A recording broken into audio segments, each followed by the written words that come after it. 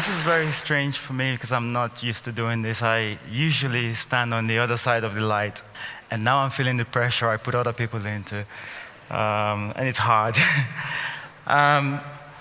The previous speaker has been, I think, has really painted a very good background as to what really the impulse behind my work and what drives me and my sense of loss and trying to find the answer to the big questions. But this for me, I mean, coming here to do this feels like I remember there's a sculptor that I like very much, Giacometti, who after many years of living in France and learning, studying and working, he returned home and he was asked, what did you produce? What have you done with so many years of being away? And he showed a handful of figurines.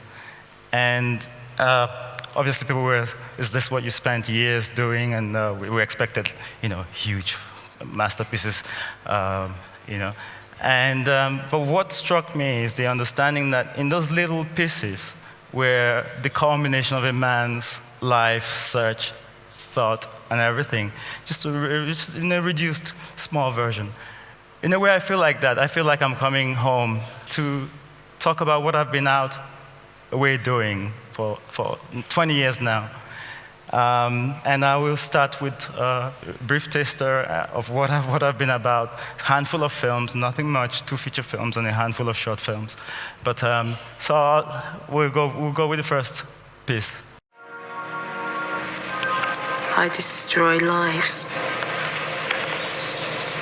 Mum said, I love her, She's not even my real mum. My real mum and dad dumped me and fucked off back to Nigeria.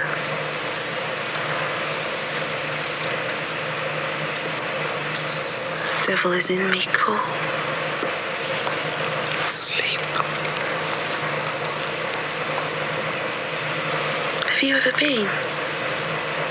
Where? Nigeria. Never. My mum wanted to. Couldn't afford it. Wish I could. I have this feeling I'd be happy there.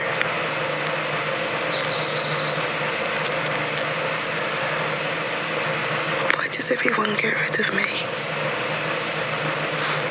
I won't get rid of you. You don't need me.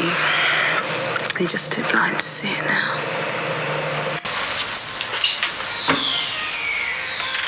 What do you do all day? Read. And do you get bored? How comes you ain't got a job anyway? I am retired. So? So I've done my bit for Queen and Country. Now I work for myself. No, now you sit around like a bum all day. Because I do what I like?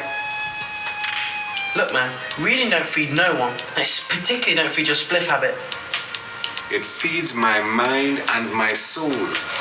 Arguing with you is a waste of time, Marcus. You're a rapper, am I right? Yeah, man. Modern day poet. Yeah, you could say that. So what do you talk about? What's that supposed to mean?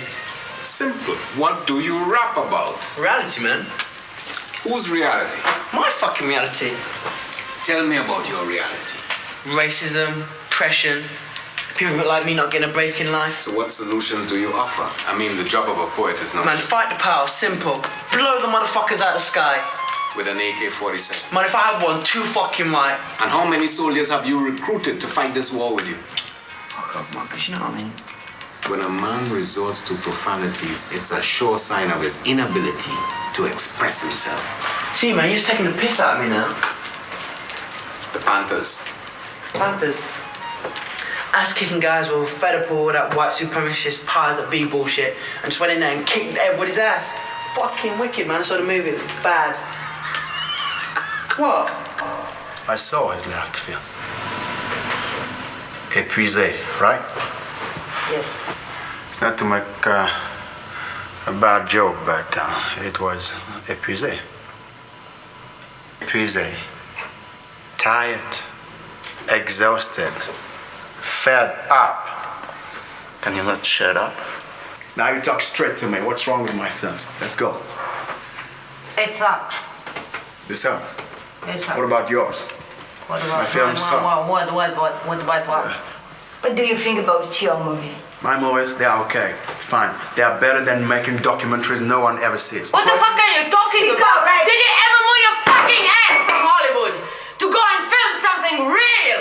You make people fucking sleep, dream about bullshit. Thank you. I just got the first clip really. This clip's really totally trying to capture what cinema is for me and where I'm coming from in terms of cinema. The first piece was really there's a young woman talking about Nigeria, that she has a feeling she'll be happy there.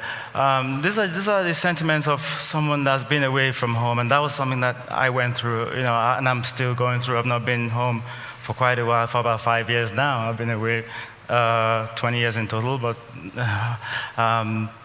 And so it's really how suddenly this was made in 1997, which is the time of Abacha, the military dictatorship, the worst part of Nigerian history, at least post-colonial history. So for this girl to have these dreams is simply how we preserve a sense of what home is, how in its sort of. Perhaps romantic, but I think beautiful, because you just need something to hold on to, especially in a society where you feel alienated. Which takes us to the next piece, where the young man talks about lack of opportunity, living as a black person in Europe, the glass ceiling that we all know about, that we all talk about, and coming, his reality. Again, this was me talking about. This was again the time of multiculturalism in the United Kingdom, and there was this buzzword, and it was really, for me, trying to say, what exactly does this multiculturalism mean in the real lives of people? And what would what does a child like Jamie, the young boy, think? I mean, with all this anger that's built up inside of him, and what happens with that? What of course happens with that is violence, and which we see when we talk about the ghettos, and we talk about South Central LA or all this kind of stuff, or even the right, which eventually sometimes channeled becomes evolves and manifests itself as riots, like the one in France 2 years ago where I live, which shocked everybody, because everyone thought, oh well, France is a liberal society. But I lived in England for 18 years. I've lived in France for about 4, and I feel actually thrown back 20 years living in France. And then the third piece for me is the question: what is cinema to you? What do you do with cinema? That's the young, the director, Hollywood director, with his friends, fellow filmmakers, talking about what cinema means. And I suppose that will take me to my last piece: what cinema means for me. My life started I started life in 1966, a few months before the Biafran War, which lasted for 3 years, and it was 3 years of war. So that whole thing, that whole childhood, takes me into the next piece.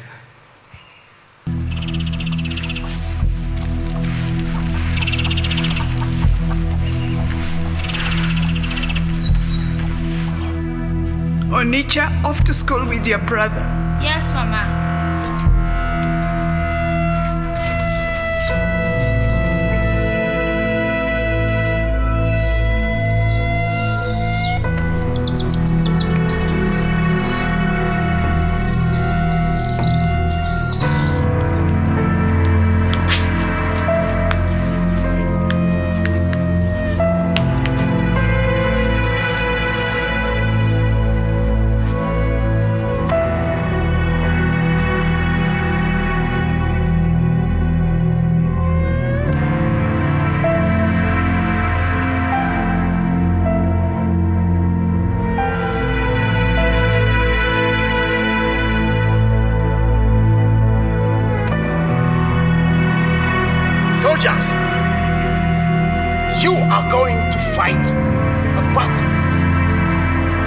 So you must get ready and willing to die. You must get ready and willing to die. Success, the change is only coming through the barrel of the gun. The barrel of the gun. This is the gun. This is the gun. This is the gun. This is the gun. This is an AK-47 rifle. This is your life.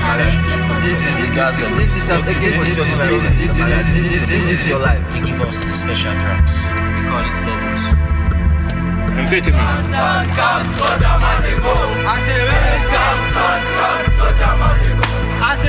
Went from one village to another. 3 villages. I don't remember how we got there. We walked and walked for 2 days. We didn't eat. There was no food, just little rice. Without food, I was sick. The injection made us not to have mind. God will forgive us. He knows we did not know. We did not know.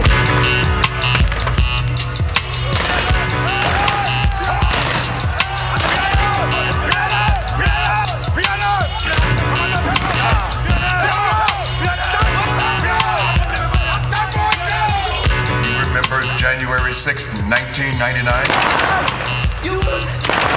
I don't remember.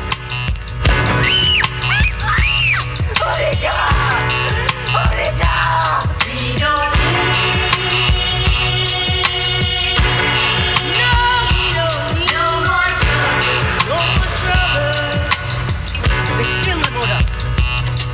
The many sons of a bastard.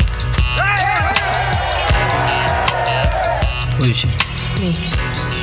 Why are you giving it to me? So you can stop staring at me.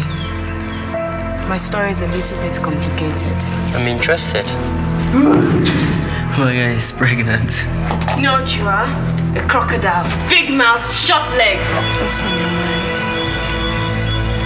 In front of Rufus, you are Ezra the coward. He's not taking care of his troops. Troop, pay your last honor. Salute. Open your eyes, Ezra. A blind man can see that the diamonds end up in his pocket.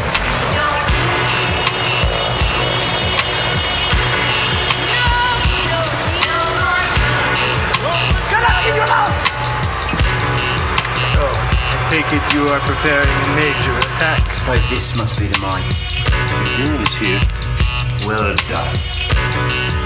Well done. That's what you were here for, no? You're not planning to go back to fight, are you?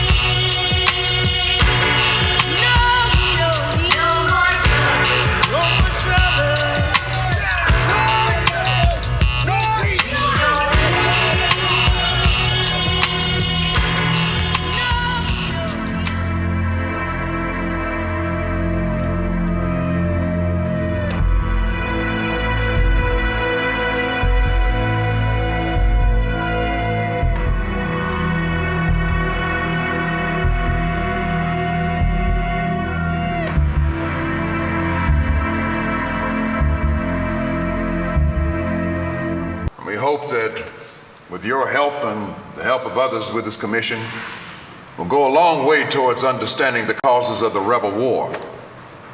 More than that, to begin a healing process and finally as an act of closure to a terrible period in this country's history, the beginning of hope. Mr. Ezra Gellenholm, please stand.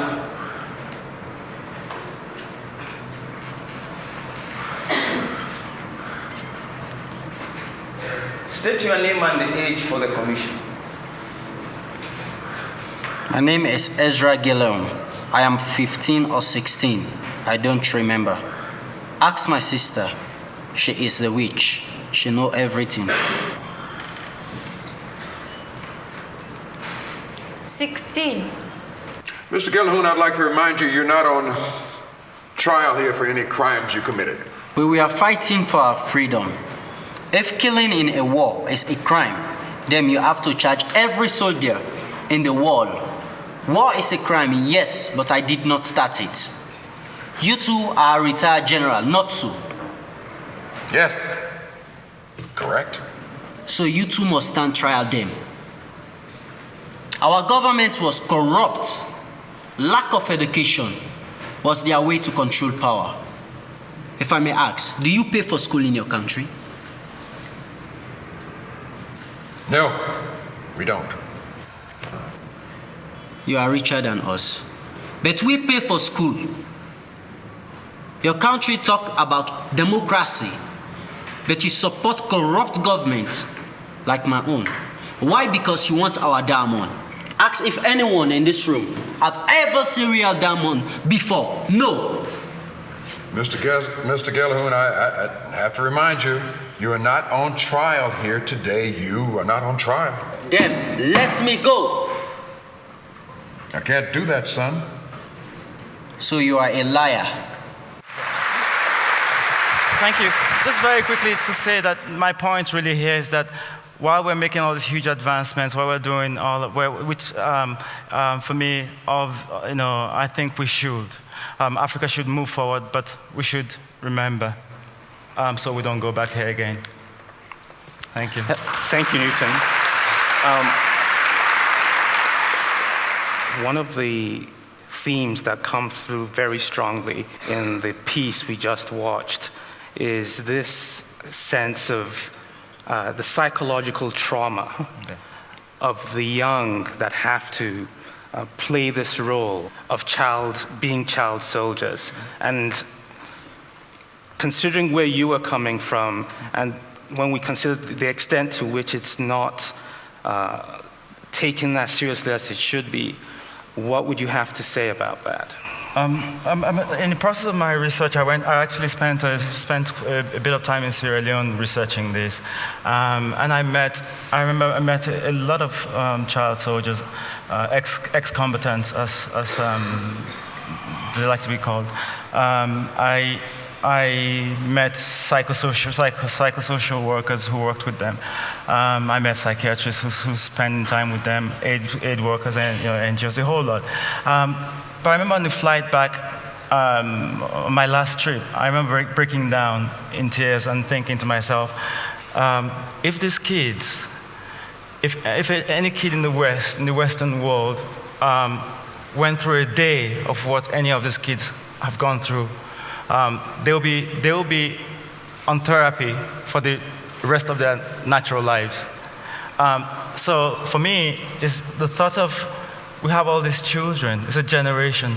We have a whole generation of children who have been put through so much psychological trauma or damage, and Africa has to live with that. But I'm just saying to factor that in with all this great advancement, all this and pronouncement of great achievement. That's really my thing. Well, we thank you again for coming to the TED stage. That was a very moving piece. Thank you. Thank you. Thank you, Emeka. Thank you.